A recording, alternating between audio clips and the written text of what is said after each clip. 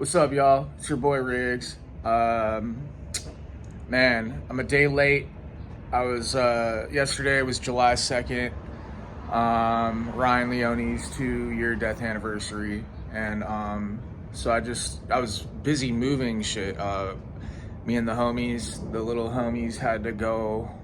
Dude, it was like a 2-hour drive all the way out from, I live on the west side of LA by the beach, by Marina Del Rey, and we had to drive all the way to Irwindale to go pick up a motorcycle that my homie sent me to go pick up to sell at this garage sale we're doing to get rid of a lot of our furniture. And apparently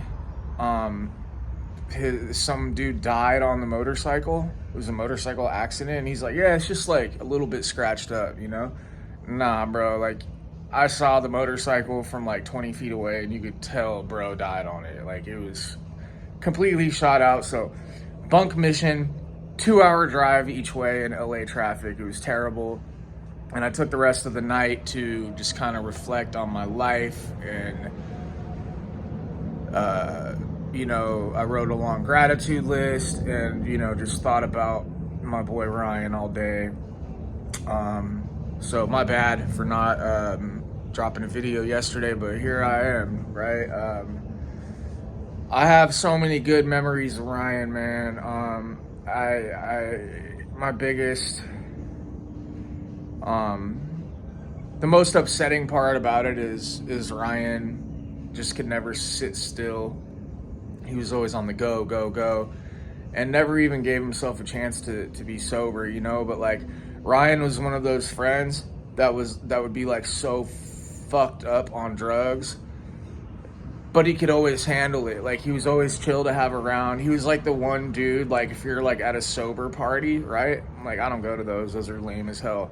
But if you were at a sober party, like, Ryan would be like the one exception of people that could come and kick it, you know what I mean? And I love Ryan, man. He was a very, very dear friend of mine. And that's what happens when you wanna try to do it your own way. They call it self-will run riot, right? So peace to Ryan. I celebrate Ryan every day, man. I'm very tuned in, tapped into the source, and like, I feel him with me all the time. Like, I feel his spirit. Like, it was strange. Like, yesterday, I sat out here. I usually sit on this little bed. Oh, this is my new house, by the way. Peep the yard, man. Got that little motorcycle. We got a dope little 6-bedroom house. There's 3 of us. I sat out here on this chair, and I was like kind of meditating on it yesterday morning when I woke up, and a crow landed right there and was squawking at me, dude. And I was like, all right, that fool is a trickster, That's Ryan, man. But yeah, so this is Ecstasy Part 2, man. You know what? I'm gonna tell a little story about Ryan real quick. Like, we were always getting into some shenanigans, and I remember, like, when Ryan and I reconnected in 2016. Let me put this down. I hate holding my phone. I need to get like a proper setup for this shit. When Ryan and I reconnected in 2016, he was on federal parole. He was court ordered to this sober living / treatment center out here in California. It's called PHP, partial hospitalization something program. And Ryan was court ordered to Bishop Gooden. For like all the big Ryan fans and myself, I've been to Bishop Gooden a couple times. You can Google that shit. Bishop Gooden, Gooden. That's where Ryan was. And I had just got out of jail. I got out of jail January 6th, 2016, after doing 10 months in LA County Jail in general population. It was lit. You already know, we're making hella pruno. The hand sanitizer gel, like, I was a trustee for like my first month. And then, so that shaved a little bit of time off for me. But I'd go, like, when when the sheriffs weren't looking, you know, because it's LA County sheriffs that run the jail. Well, I mean, you know, the Mexican mafia runs the jail, but you know what I'm saying? Like, it's not like correctional officers. It's I was doing AB 109. That's state time in county jail. So I'd go up to the hand sanitizer pump, like it was like the gel bag they put in, you know, and I'd get an empty Coca-Cola bottle, you know, like the 12-ounce ones or whatever from the vending machines, and I'd real quick like pump, fill that shit up with hand sanitizer, put it in my pants. And as a trustee, you know, they don't really search you, right? So I'd get back to my cell at night, and I'd put either like top ramen packet, a little bit of it. I prefer salt because top ramen packets with hand sanitizer is disgusting. It's got the little floaties of like the cilantro, fake cilantro in it, you know, floating around. But you put salt into the gel hand sanitizer and it liquefies it, and you drink that shit. So I'd take a big ass swig of that and then chase it with the Pruno, the green champagne. It would turn green from all the bananas we'd mash up, and like the apple jellies and shit for the sugar, you know. And I would just get trashed, dude. So I got out January 6, 2016. Ryan made a Facebook post like, yo, I'm in Pasadena. Do I have any friends out here? And I hit him up like, yo, what's good, bro? So we met up. Yo, I'm filming a video. You can come in though. It's a little homie. He's like, do I have any friends out here in Pasadena? So I hit him up like, yo, what up, bro? I got some GHB. I got some meth, some heroin. Let's go, right? But Ryan was still in this program, so like he wasn't really trying to. He was just drinking a lot, and he's like, yo, does GHB show up on a drug test? I'm like, no, it does not. So he didn't want to get in trouble because like he'd already sneak out and like smash hoes and like have them come stay at the place. And Ryan, like being Ryan, like always, you know, he'd figure out a way to get his way, you know. So like the owners of Bishop Gooden like gave him his own back house there, right? Which was like separate from the treatment center. He never went to IOP, intensive outpatient. He never went to the groups. Like he would just like have chicks from Tinder and shit like come over to his place. So I'd pull up to the back. He'd let me upstairs, or we'd cruise around. So he like, after we were hanging out, I was a terrible influence, but like bro was gonna get loaded anyway, you know. He's like, yo, like, let's get some crack, dude. And I'm like, that sounds like a great idea. I haven't smoked crack or slammed crack in years. You can inject crack cocaine. It's better than powder cocaine because you add some, so you put the crack rock in the cooker, right? And you add either some vitamin C powder and then some water, or you can squeeze lemon juice. I would usually squeeze lemon juice. I'm walking around MacArthur Park, like, I remember I had one dime rock left, dude, right? And it's like 3 a.m, and I'm out of fucking vitamin C powder, and I'm fucking cracked out, dude. And I'm looking everywhere for a lemon tree, dude. I'm like, there's apple trees, there's orange trees. Like, I need a fucking lemon tree. And I'm like, where's a lemon tree? I finally found a lemon tree. Squeezed a little bit of that shit in the cooker with the crack rock. Mashed it up with the cap of my syringe, fucking drop just straight lemon juice.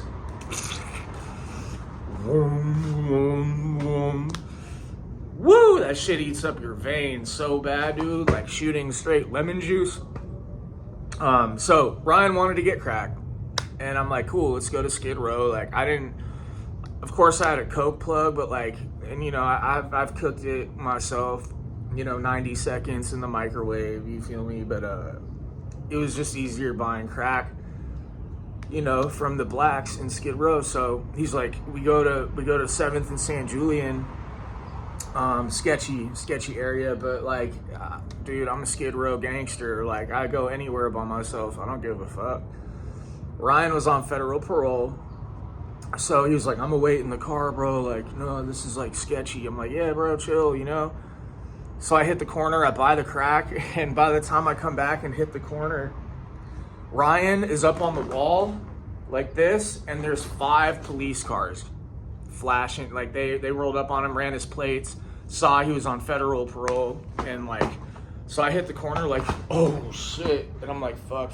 I smoked all the crack, and I'm like, all right, I gotta go save him, right? So I show up like, hey, ossifers, like, I'm Steve. Oh no, that's my friend. Boom, they grab me. I'm up against the wall. I'm like, yo, like, he's just picking me up, man. Like, we had nothing on us because I smoked the crack, threw away the straight shooter, and this was all Ryan's money to get the crack, right?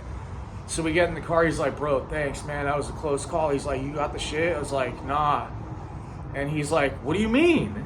And I was like, bro, the dude jacked me, dude. And he's like, what? Are you serious, dude? You know, Ryan would talk like that. Like, dude, are you serious? You know? He was pissed. So I was like, bro, don't trip. Like, I got meth at the crib, and we'll get GHB, and like these chicks want to chill, right? So we go get my GHB out of a full bottle of GHB, and we're just sipping it straight like that, no chaser, like salty, nasty as fuck, dude. And we walk like we're so fucked up, dude. Like GHB is like, it feels like a combination of like the best like fancy liquor you can have, but you're not too drunk. You just get the euphoria drunk and your body feels loose, right? And then it feels kind of like a mix of alcohol, MDMA, and like a benzo or an opiate, you know? Like when I was dope sick, not having opiates, like before I knew about like shooting ketamine when I was sick, GHB was like my go-to. Like it was like no matter how shitty you feel, GHB always makes you feel better.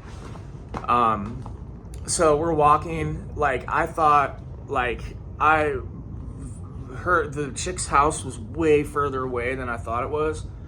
And so Ryan and I walked, like we're bar hopping, and now we're mixing alcohol. We got in a fight at this bar called the Dirty Diver. The Dirty Diver, right, in Old Town Pasadena. And fucking, we're socking fools out and shit. And we got the security grabbed both of us, threw us out, and fucking we're like, fuck that. Like, all right, man, let's go. We're gonna go to these broads' houses. We go to this chick's house because her friend's there, right? And like, and Ryan, you know, we were doing heroin by this point. I'll get to it in a minute. But we get to her house, and I hadn't seen my homegirl Chloe in like years, and she was hot, dude. She was hot before, but she put on like 200 pounds, right? So she's like 360 pounds or something, you know, like 5'8", like fucking Amazonian woman, dude, but like large as hell, you know? So we go, and the other chick was like way hotter, right? And Chloe had all these like pet squirrels and like possums in cages and shit. And Ryan's just like, bro, like where did you take me, dude? But then Ryan sees her, and he's like, hey, like spitting his game at her. She's feeling it. And then Ryan like sits down with her on the couch, and all these syringes fall out of Ryan's fucking hoodie pocket. And they're like not like that, you know, like. And, you know, Ryan was always grimy, like dirt under his nails and just like dirty, dude, like just junky shit, you know? And Chloe ended up kicking us out because we're belligerent on alcohol, wasted on GHB. Now the syringes fall out of Ryan's hoodie. Like, they're like, dude, get the fuck out of here. Like, you told me you were sober, Steve. You know what I mean? You can come, bro. I'm shooting a YouTube video. It's the homie. Hey, show him your Riggy Marz shirt real quick. Come on, let's go. Y'all need a Riggy Marz shirt? DM me on Instagram, man, at Riggy Marz. I got you for $40 a shirt. That includes shipping. I'll mail it to you guys.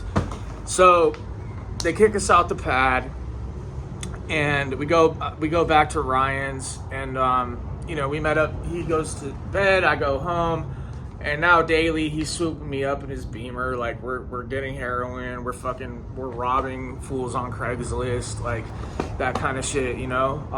Him and I together were a force to be reckoned with, right? So that was a dope memory of Ryan, like, you know. But I'm gonna get into Ecstasy part 2, man. So like, it's, you know, I'm getting on the guest list, the VIP list for all these masses. So Electric Daisy Carnival, Together as One, like all this shit. And that EDC, the Electric Daisy Carnival, the one I was telling you before, the year before the cop's daughter died in the fucking crowd, I had never been to EDC before. This was like 2006. So, like, I get in, I got pills in my pants, in the like tied, you know, tucked under my nuts, right? And like they had all these fucking carnival rides set up, right? Like the slides, like where you sit on the potato sack and slide down. They had like a Ferris wheel. Everything was all lit up and shit. And fucking, I'm walking around the Coliseum, like in circles, like hitting all the rides. Oh, you need pills? Cool. Like hit the porta potty real quick, pull some pills out, boom, boom, boom. 20 a piece, right? And my homies are like, bro, we're inside. Where are you? And I'm like, I'm inside. Like, where are you guys? And they're like, no, we're in like the main area. I'm like, the main area? And they're like, by the bathrooms, not the porta potties, the other bathrooms. So like, I didn't know that you walk up this like pathway, right? You pass regular restrooms and then it's like the football field inside, right? With the main stage and like 20,000 people. And I was like, oh shit, like now the Ecstacy's like really kicked in, right? And fucking, I take acid, I'm melting, dude, like I can't walk and shit, like pacifier in my mouth, like fucking eyes all bugged out and shit. And I go back out, I was like, yo, have you guys hit the carnival rides? They're like, nah. So we go back out to the carnival rides and there's like this fucking metal like booth and you go inside and people like bang the outsides and it's like bass like metal sounds in your ears and like I'm like rubbing up on all the chicks, dude, and dudes. I don't give a shit. It's MDMA. It's not gay if you're on MDMA. You know what I mean? Hell yeah, I liked it. And there's this dude looked like a wizard. He looked like Merlin, dude, from Sword in the Stone, like the animated version, right?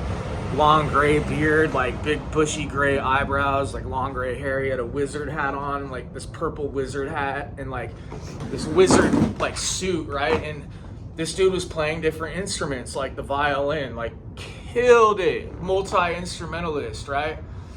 And fucking someone gave me shrooms, and so I'm on acid, I'm Jedi flipping at this point. I'm on LSD, I'm on ecstasy, and now the shrooms have kicked in. And dude, when this wizard, dude, when Merlin whipped out the cello, dude, he's standing like this and got the cello, and he had this air machine in front of him, right? So it would blow at him and his beard would be like, and like his hair blowing up, and he'd be on the cello like like fucking hair blowing and shit. And I've never laughed so hard in my life, man. Like I will never ever forget that shit, dude. Like my black homie who was like hood as fuck, and he had like this he's like 6'5", like 300 pounds, had this Cookie Monster shirt on. It was his first time rolling. Big ass black fool, got a pacifier in his mouth. Like he was just laughing like, oh, you know? And it was a blast, man. Like that was back when doing drugs was still fun. Like I was dealing with the consequences, not really getting busted yet for anything serious, but it was fun, man. Like it was fun. Clearly it was definitely a problem because that's all I did with my time. All I spent my money on. I'm dealing with really shady people, like dealing in weapons, mass amounts of drugs, like federal level shit. You know what I'm saying? And I'm gonna end it right there. I gotta get ready. We're going to Malibu, to the beach to swim. Ecstasy Part 3 next. We're gonna interview my boy Philip with the Riggy Marz shirt, talk about gay boy gangsters and doing meth in Hollywood and the dark underworld of all that shit. Dude getting fucked with the garden hose to clean his insides out, and he gets put on kidney dialysis, that kind of shit. Donnie coming soon too. Peace, y'all. Palabra.